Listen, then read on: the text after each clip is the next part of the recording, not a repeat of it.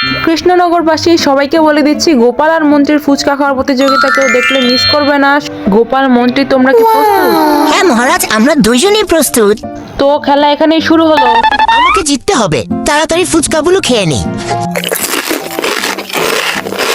হে গোপাল, আস্তে ধীরে ফুচকা খাও, না হলে গলায় বেঁধে যাবে যে। মন্ত্রী মশাই, আপনাকে আমার চিন্তা করতে হবে না, আপনি নিজে চিন্তা করুন। তোমার ভালোর জন্যই বলেছি, তাড়াতাড়ি খেয়ে নি, নাহলে গোপালই জিতে যাবে। হেই, বেশি করে মরিচ মিশিয়ে দিবে ফুচকার সাথে, তাহলে ওরা খেতে পারবে না আর আমার টাকাগুলো বেঁচে যাবে।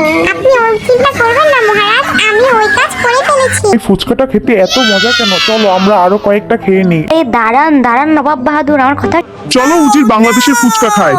গোপালদের ফুচকা খাওয়া শেষ হলে তুমি আর আমিও একটা প্রতিযোগিতা করব। খাবারগুলো খেয়ে দেখো। ওয়াও, ধন্যবাদ, খুব ভালো লাগছে। আরো খাও, প্রচুর আছে। আজ গোপালের ফুচকা খাওয়া দেখে আমার খুব খেতে মন চাচ্ছে। শেষ হোক, তারপর আমরাও খাবো। ঠিক আছে রানী।